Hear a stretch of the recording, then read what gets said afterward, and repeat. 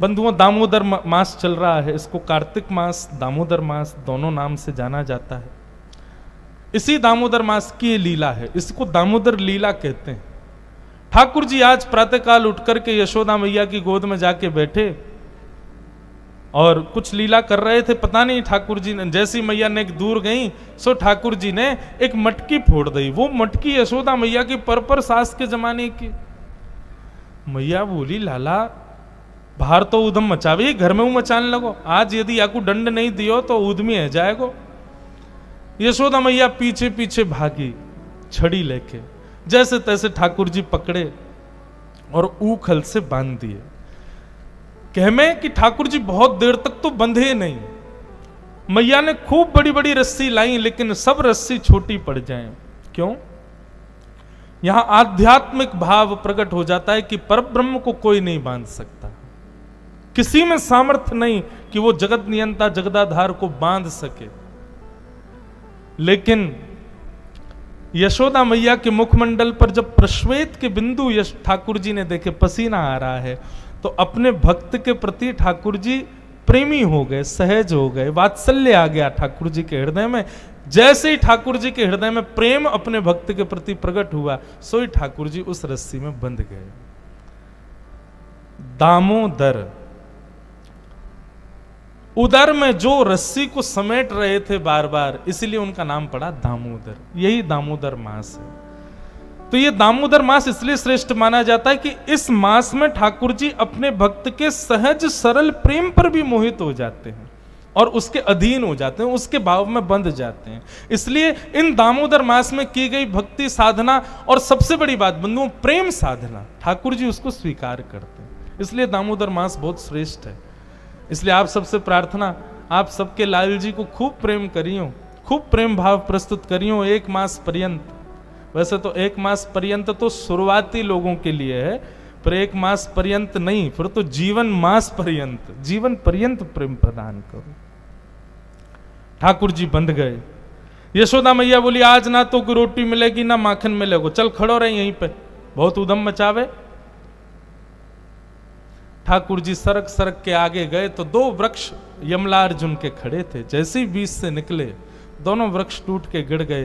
कुबेर के पुत्र नल कुंवर और मणिग्रीव प्रकट हुए। दोनों ने भगवान की स्तुति गाई। बंधुओं, ये कुबेर के पुत्रों को नारद जी ने श्राप दिया था, इसलिए वे दोनों वृक्ष बन गए थे। पर भगवत स्पर्श प्राप्त करते ही दोनों मुक्त हो गए। भगवान की स्तुति गाई, भगवान ने उनको मुक्त कर दिया। जैसे ही वृक्ष गिरे, जोर की आवाज हुई, ब्रजवासी दौड़ करके देखे तो ऊखल में ठाकुर जी बंधे हैं और दोनों तरफ वृक्ष गिरे पड़े हैं। यशोदा मैया ये दृश्य देख के बहुत घबरा गए। लाला को आके देखो कहीं लगी तो नहीं। ठाकुर जी गले से लग गए। ना मैया मैं ठीक हूं। लेकिन यशोदा मैया ने नंद बाबा से जाके बोली, अब हम कहीं और जाएंगे, हमारे लाला को यहां पीड़ा है रही है। तब सब ब्रजवासियों के सहित ठाकुर जी वृंदावन पधारे। बोलो वृंदावन धाम की जय। ठाकुर जी वृंदावन में व्यवस्थित हुए। बंधुओं, वृंदावन एक अलग से एक विषय है, केवल वृंदावन। उस पर भी बहुत कुछ कहा सुना जा सकता है, परंतु समय अभाव है। बस इतना सुन लीजिए, वृंदावन को ब्रह्मा जी ने नहीं बनाया है। श्रीधाम वृंदावन हमारी श्री जी ने बनाया, हमारी लाडली जी ने बनाया है।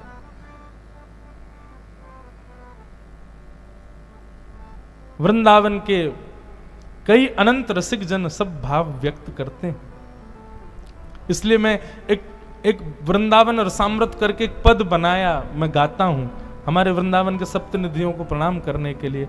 पर पूरा पद नहीं गाऊंगा, बहुत लंबा है, बस 2 पंक्ति गा देता हूं। श्यामा हृदय कमल सो प्रगट्यो, श्यामा हृदय कमल सो प्रगट्यो, श्यामा हृदय कमल सो प्रगट्यो, श्यामा हृदय कमल सो प्रगट्यो, श्याम हृदय कुभार, वृंदावन प्यारो वृंदावन, ओ वृंदावन।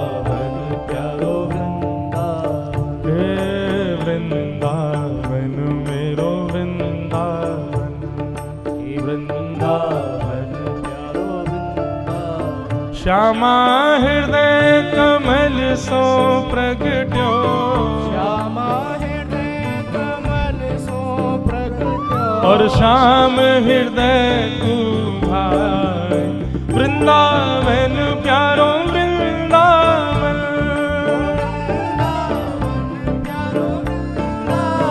हे वृंदावन मेरो वृंदावन, हे वृंदावन प्यारो वृंदावन,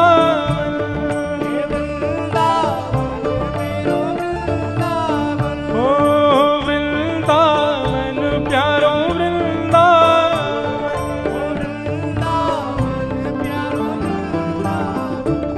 बोलो वृंदावन धाम की। हमारे वृंदावन में सप्त निधि बताए जाते हैं। गोविंद देव जी, गोपीनाथ जी, मदन मोहन जी, राधा रमन जी, राधा वल्लभ जी, बांके बिहारी, युगल किशोर, उन सातों निधियों को इस पद में प्रणाम किया गया है। पर अभी समय अभाव, कल सुनाएंगे पूरा पद। तो वृंदावन पहुंचे। बंधुओं, वृंदावन के विषय में श्रीमद् भागवत जी में एक ऐसा शब्द है जो अन्यत्र कहीं भी ठाकुर जी गए वहां के लिए ये शब्द प्रयोग नहीं किया। वृंदावनम संप्रविश्य सर्वकाल सुखावहम। ये सर्वकाल सुखावहम मतलब ठाकुर जी द्वारिका भी गए हैं, ठाकुर जी अन्य अन्य स्थानों पर भी गए, परंतु वृंदावन आकर के सर्वकाल सुखी। जैसे हमारा ऐसा बात होती है ना, बस ये हो जाए जीवन में और कुछ नहीं चाहिए, ऐसे ठाकुर जी का भाव है कि केवल हमको वृंदावन मिल जाए, हमको और कुछ नहीं चाहिए। इतना प्रिय है ठाकुर जी को श्रीधाम वृंदावन। वृंदावन आकर के ठाकुर जी ने अनेक लीलाएं की, अगासुर आदि का वर्णन किया। भगवान ने वन भोज के द्वारा ग्वाल बालों के साथ में सुंदर लीला की। ठाकुर जी वन भोज कैसे करते हैं सुखदेव जी वर्णन कर रहे हैं। वन भोज बोले तो आज की भाषा में बोलूं तो पिकनिक, उस पर ठाकुर जी कैसे जाते हैं। मुझे इतना सुंदर लगता है ये दृश्य ठाकुर जी का, आप लोग भी अनुभव करो। विभ्रद वेणुम जठर पटयो श्रांग वेत्रे च कच्छे, वामे पाणे मृषण कवलम तत्फलम लांगुलीषु, तिष्ठन् मध्ये सुपर सुहृदो हासयन् नर्म भिस्मे, स्वर्गे लोके मिशति विभुजे यज्ञ भुग बाल केली। ठाकुर जी ने अपनी उंगलियों के बीच में विविध विविध अचार रखे, आम का अचार, नींबू का अचार, टेंटी का अचार, एक नहीं है 3-4 प्रकार के अचार, और अपने हस्त के बीच में एक चटनी रखी है। एक भुजा में ठाकुर जी ने रोटी पकड़ी। अच्छा, हाथ भी कैसे, यहां पर वंशी और यहां पे गैया बुलावे वाली श्रृंगी, ये दोनों दबा रखे हैं। ठाकुर जी ऐसे बैठे हैं, यहाँ अचार लगे हैं, बीच में चटनी। अब ठाकुर जी एक कवल रोटी का खाते हैं, फिर एक अचार चाटते हैं, फिर रोटी खाते हैं, फिर दूसरा अचार चाटते हैं, फिर बीच बीच में ग्वाला के, लाला देख मैं कहा लेके आयो, तेरे काजी सब्जी बनवा के लाओ। ठाकुर जी ने ला खवाए दे, ग्वाला अपने हाथ से खवाए दे। ठाकुर जी पा रहे हैं, आज दधि मीठो मदन गोपाल। इस पद में महाराज जी एक बहुत सुंदर भाव, जो वो जो नहीं पायो सुनो मेरे भैया मेरी हथेली चाट। ठाकुर जी दही बांट रहे हैं सब ग्वालन को, तो कछु ग्वाला ऐसो भाव आवे, कछु ग्वाला पीछे खड़े वो उनको नहीं मिली, वे ग्वाला उदास है गए, बोले लाला हमको तो दही मिली ना, आगे बारी इनको सबरी मिल गई। सो ठाकुर जी ने कहा कियो, मटका में अपना पूरा हाथ घुमाए के कही, बोले जो नहीं पायो, जिन जिन को दही नहीं मिलो, सुनो मेरे भैया, लो मेरी हथेली चाट, मेरी हथेली आके चाट लियो। कोई एक उंगली चाट रहो, कोई ठाकुर जी के अंगूठा को चाट रहो, कोई यहीं हाथ से चाट रहो। अब ये दृश्य देख करके ब्रह्मा ने कहा ये भगवान नहीं हो सकते, ये भगवान हो ही नहीं सकते। हम इतना आचार विचार, हम इतनी पवित्रता का ध्यान रखते हैं, मंदिर में जाने से पहले हाथ धो, पैर स्वच्छ, वस्त्र शुद्ध होने चाहिए, आदि आदि, और ये ठाकुर जी हैं अपनो हाथ दे दियो, ग्वाल बाल सबरे हाथन को ही चाट रहे हैं, एक दूसरे को झूठो ही खा रहे हैं, ये भगवान है। और ब्रह्मा जी ने इस संशय में ठाकुर जी के सब ग्वालों को हरण कर लिया। ब्रह्मा जी ने जैसे ही ग्वाल बालों का हरण किया, ठाकुर जी यमुना जल पान करने गए, लौट करके आए तो देखा सब ग्वाल बाल है ही नहीं। तो ठाकुर जी ने अपने भीतर से ही समस्त ग्वाल बालों को प्रकट कर दिया। नेत्र बंद करके ध्यान लगाया, गए कहां ग्वाल बाल? तब पता चला, बोले अच्छा ब्रह्मा संशय करता है हमारी लीला पे।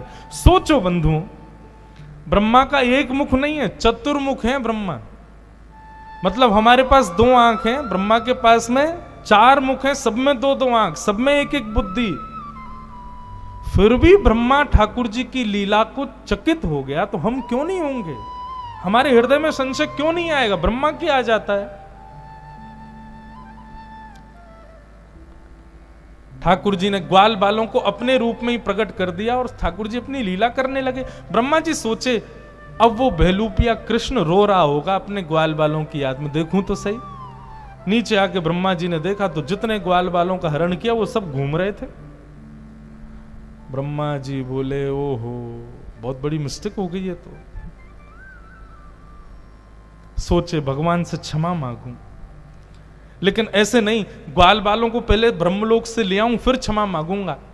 जैसे ही ब्रह्मा जी ब्रह्मलोक पहुंचे, ठाकुर जी ब्रह्मा जी से पहले पहुंच गए ब्रह्मलोक, और द्वारपालों के ब्रह्मा जी का रूप धारण करके गए भगवान, और द्वारपालों से बोला मेरे जैसा दिखने वाला दूसरा कोई आवे तो भगा देना उसको यहां से, आजकल बेलूपिया बहुत घूम रहे हैं। और ठाकुर जी भीतर जाके विराजमान हो, असली ब्रह्मा पहुंचे। द्वारपालों ने मार्ग रोक दिया। ब्रह्मा जी बोले मैं ब्रह्मा हूं। बोले चल भक्त, तेरे जैसे बहुत ब्रह्मा घूमते हैं यहां पे, हमारा ब्रह्मा तो भीतर बैठो है। ब्रह्मा जी बोले मैं ही ब्रह्मा हूं। बोले झूठ बोल रहा है, ब्रह्मा तो भीतर है। अंत में ब्रह्मा जी का भेद खुल गया। भैया ये मैं काय बात का अभिमान करता हूं कि मैंने सृष्टि बनाई, मैंने जैसा बनाया वैसा कोई बन नहीं सकता। ये शक्ति तो केवल नारायण में है, केवल परब्रह्म में है, योगेश्वर कृष्ण में है। ब्रह्मा जी ने स्वीकार कर लिया कि मैं नकली ब्रह्मा, मैं नकली ब्रह्मा हूं, मैं बेलूपिया हूं, असली वही है जो भीतर बैठे। पर एक बार मुझे उनका दर्शन करा दो। जैसे ही ब्रह्मा जी ब्रह्मलोक में भीतर गए तो सबको तो ब्रह्मलोक में भीतर ब्रह्मा जी दिख रहे थे, लेकिन ब्रह्मा को साक्षात शंख चक्र गदा पद्मधारी श्रीमन नारायण दिखाई दे रहे थे। ब्रह्मा जी ने कान पकड़े, बोले भगवान गलती हो गई, सॉरी। और ब्रह्मा जी ने यहां स्तुति गाई, उसको ब्रह्म स्तुति कहते हैं। बंधुओं, ब्रह्म स्तुति बहुत बड़ी है, 3-4 दिन का प्रवचन इसमें ही लग जाए। पर ब्रह्म स्तुति की एक विशेषता है, हम लोग कितने चतुर हैं। सोचो हमको बनाने वाला ब्रह्मा कितना चतुर होगा। ब्रह्म स्तुति में ब्रह्मा जी की चतुराई दिखती है। एक श्लोक सुना देते हैं, ब्रह्मा जी क्या कह रहे हैं, ठाकुर जी से क्षमा मांगते हुए कह रहे हैं कि भगवान उच्छेपणम गर्भगतस्त पादयो किम कल्पते मातुरजोक्ष जाग से। भगवान गर्भ में जब बालक होता है मां के, वो कभी कभी हाथ पैर चलाता है तो मां को दर्द होता है। भगवान बोले हाँ, तो क्या गर्भ के बालक की उस हाथ पैर चलाने की क्रिया से मां को जब दर्द होता है तो क्या मां अपने बालक से नाराज हो जाती है? भगवान बोले नहीं। तो ऐसे ही भगवान ये पूरा ब्रह्मांड आपके उदर में है, और उस उदर का मैं ब्रह्मा भी एक बालक हूं। यदि मैंने छोटी सी गलती कर दी तो आप मुझसे नाराज क्यों हो गए भगवान? मैं आपके गर्भ का बालक नहीं हूं? भगवान अपलक नेत्रों से क्रोध में भर के ब्रह्मा को देखने लगे। बोले चतुर तो बहुत हो तुम, बातें बाक पटुता तो बहुत है तुम्हारे पास में, बातें बनानी तो बहुत अच्छी है। एक बात और बताएं बंधु, बहुत अपराध करने वाला व्यक्ति ऐसी बाकपटुता सीख जाता है, सिखानी नहीं पड़ती, आ जाती है उसके अंदर। वो बात बात में बाकपटुता एक होती है, बात कहना और करना भी। लेकिन कई लोग ऐसे होते हैं उनके पास केवल बातें होती हैं रिझाने के लिए। शास्त्रों में वर्णन है कि प्रवचन देने वाला भगवान को प्राप्त नहीं कर सकता, क्योंकि प्रवचन देने वाला केवल लुभाने के लिए ही प्रवचन देता है। उसका प्रवचन जब खुद पर लागू करे तब ठाकुर जी मिलते हैं। तो इसलिए वक्ताओं को चाहिए जो कहें वो करें, और या फिर वही कहें जो वो करते हैं। उसके अतिरिक्त यदि वो कुछ कहेंगे तो उनकी बात का प्रभाव नहीं होगा। ब्रह्मा जी ने स्तुति गाई, ठाकुर जी नहीं माने, ना रीझे ब्रह्मा जी से। आगे श्रीमद् भागवत में बंधुओं अनेक और कथाएं आई। भगवान की पौगंड अवस्था का वर्णन, ठाकुर जी गौचारण करने जाते हैं उस लीला का वर्णन, धेनुकासुर के वध का वर्णन।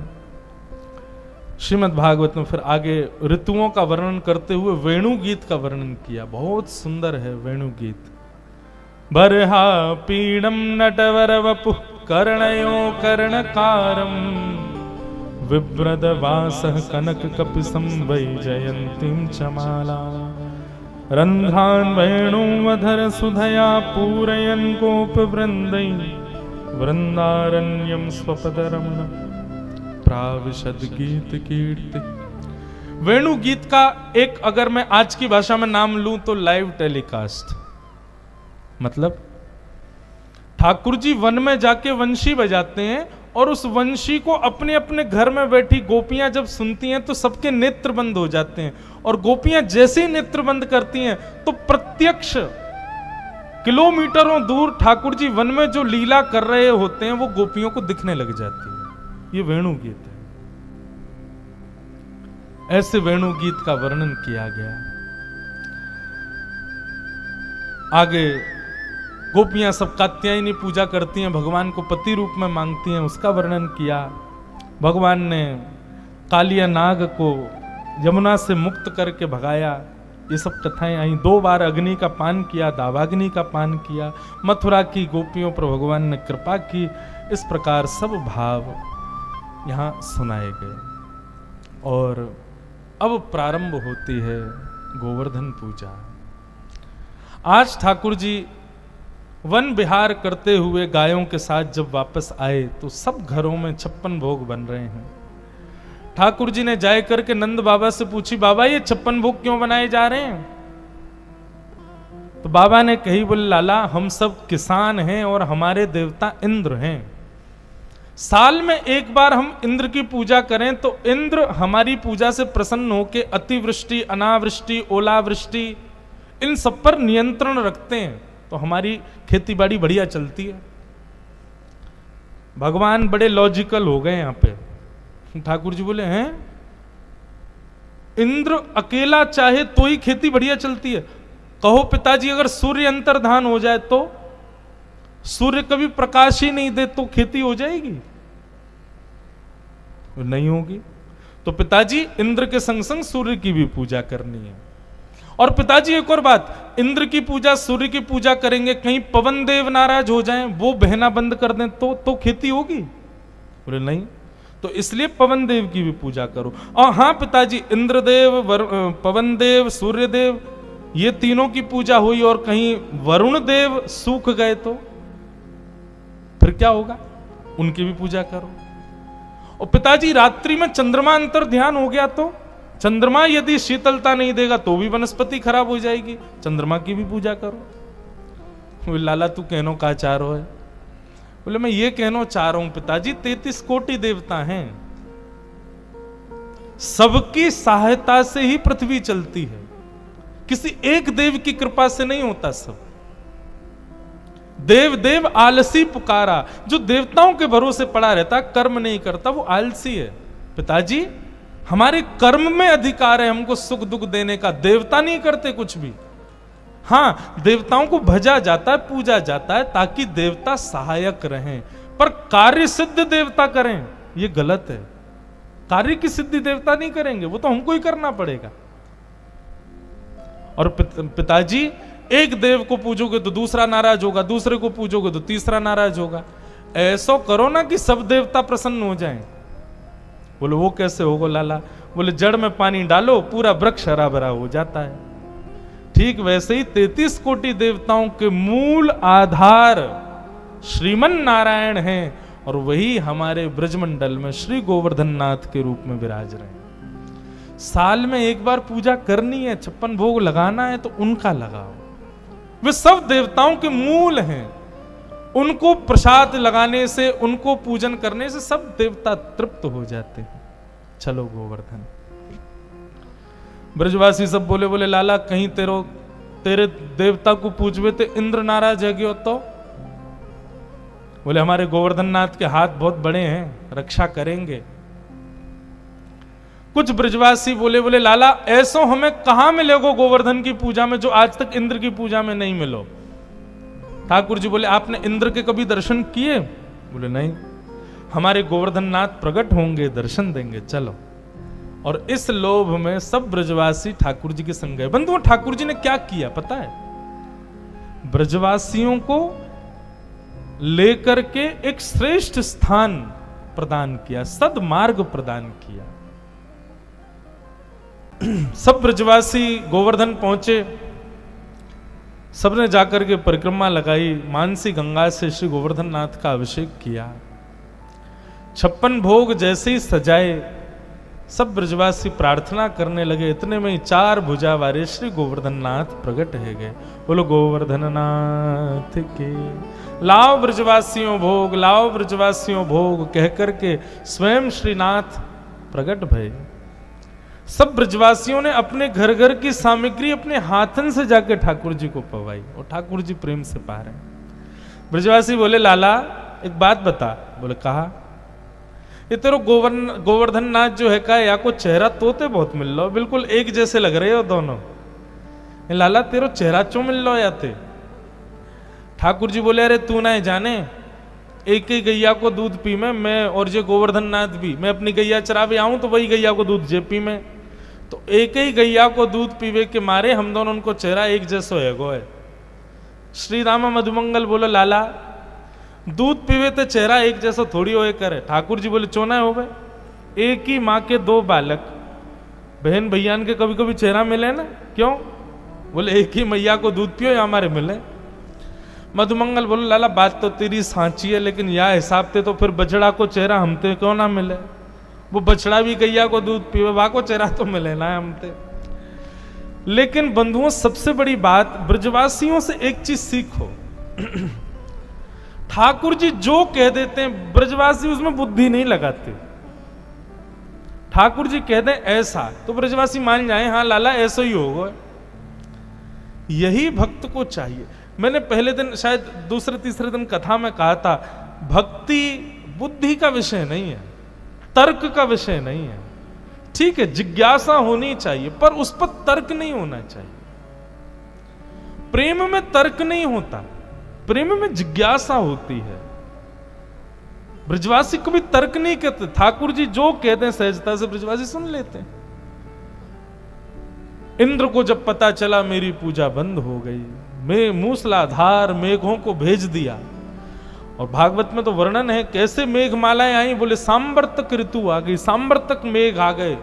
जो मेघ प्रलय के समय पर बरसते हैं वो मेघ आए वृंदावन में। आकाश में जैसे ही बादल गरजने लगे, ब्रजवासी बोले हम तो पहले ही मना कर रहे इंद्र की पूजा बंद मत करो, देखो नाराज है गो। ठाकुर जी बोले जिनकी शरण में आए उन पर पूर्ण विश्वास रखो, वो रक्षा करेंगे। जैसे ही वर्षा होने लगी, ठाकुर जी गए गोवर्धन नाथ को प्रणाम कियो। किसी के विश्वास में विघ्न ना आए इस भाव से ठाकुर जी ने दोनों भुजाओं से श्री गिरिराज जी को एक तरफ से जैसे ही नेक स्पर्श कियो, श्री गोवर्धन नाथ जी तिरछे से है गए। ठाकुर जी भीतर प्रवेश किए, अपने दोनों भुजान से गिरिराज जी को धारण करके मध्य में पहुंचे। और मध्य पहुंचते ही ठाकुर जी ने अपने बाम हस्त की इकन्नी उंगली के नख पर श्री गोवर्धन नाथ को धारण कर लियो। बोले गिरिराज धरण की जय, श्री गोवर्धन नाथ की। सब ब्रजवासियों से कहा आ जाओ, सब ब्रजवासी आके भैया नीचे खड़े है जाओ। सब ब्रजवासी पहुंच गए, सबने अपनी छड़ी लगाई है। श्री गोवर्धन नाथ को अपने बाम हस्त के नख पर धारण करके श्री गिरिराज जी खड़े। बंधुओं बहुत सुंदर पद है। कान्हा कुंवर के कर पल्लव पर, कान्हा कुंवर के कर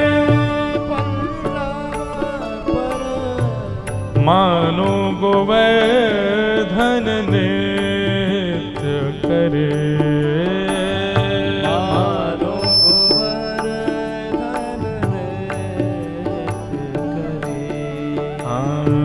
कान्हा कुंवर के कर पल्लव पे, कान्हा कुंवर के कर पल्लव, मानो गोवर्धन नृत्य करे,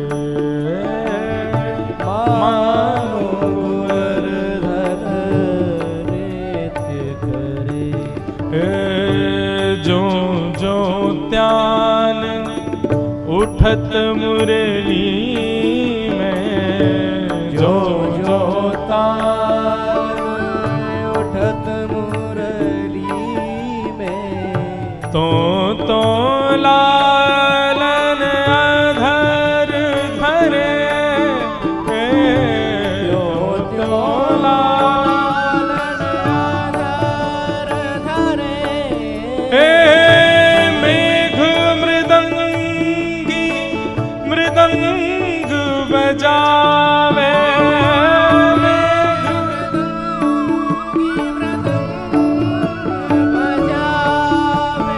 मेघ मृदंगी मृदंग बजावे,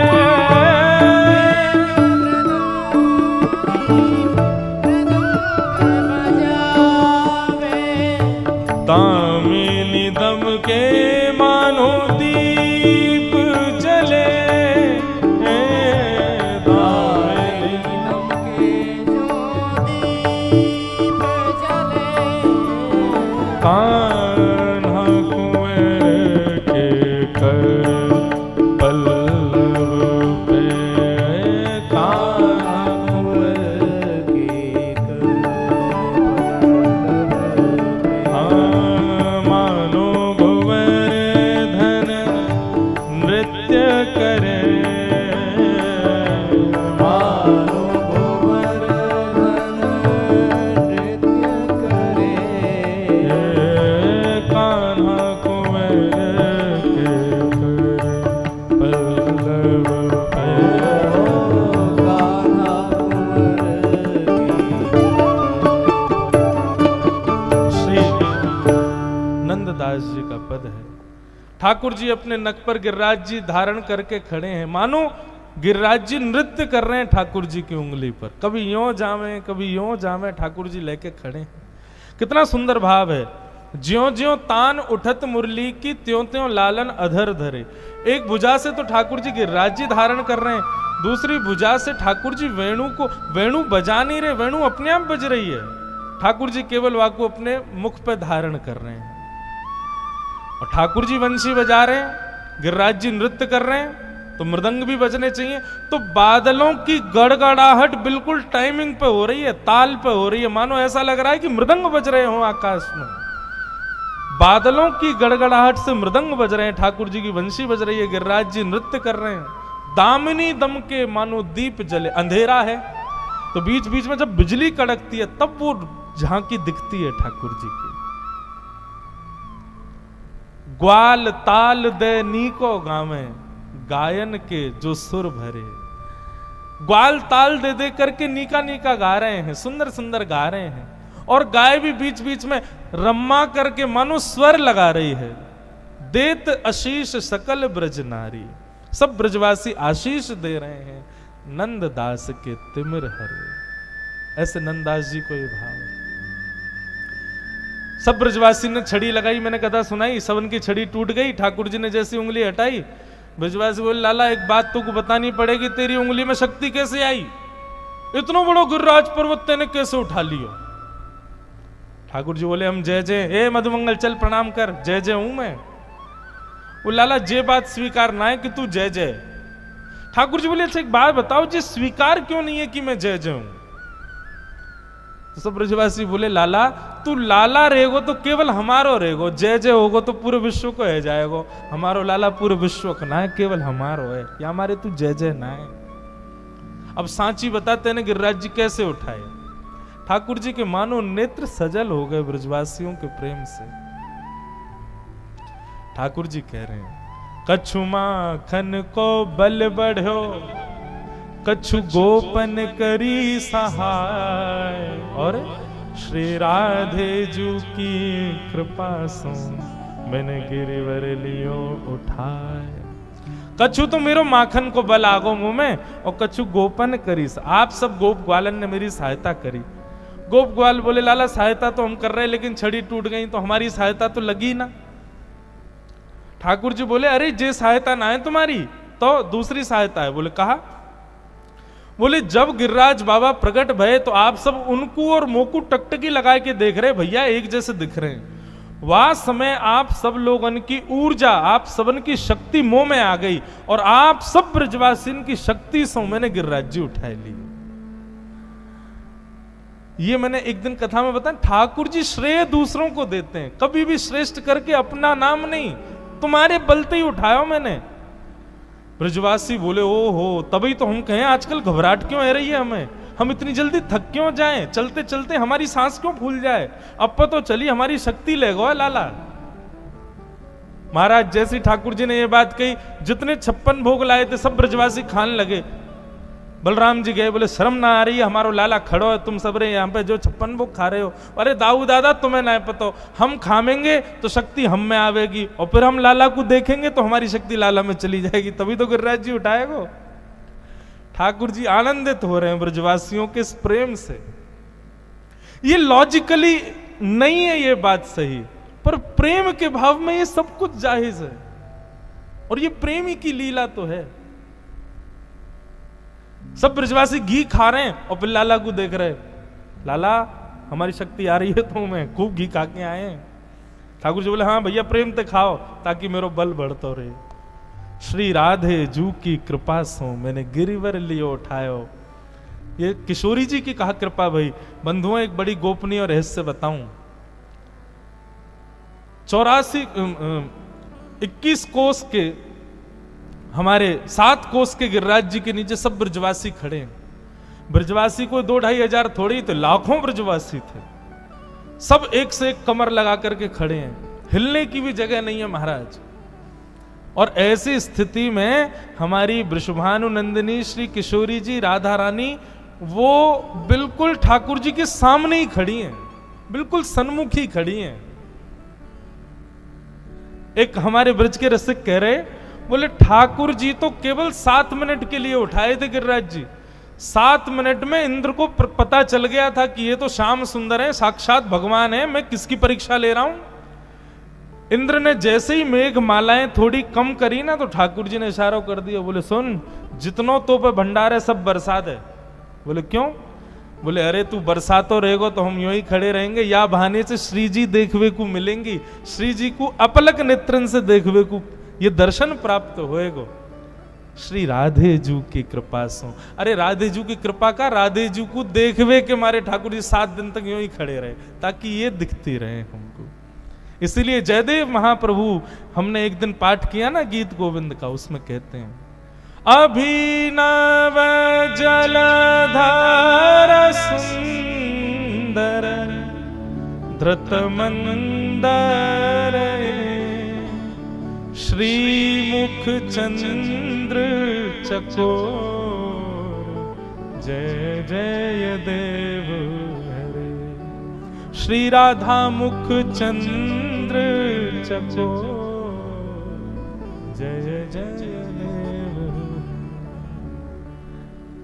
अब इसका विस्तार हम कल सुनेंगे बंधुओं 3:30 बजे से। अभी वो कर दूं, नहीं तो वो बाबा की बात मुझे याद आ जाए, बोले गिरिराज जी नीचे पधरा दो, नहीं तो रात भर लाल जी यूं ही खड़े रहेंगे।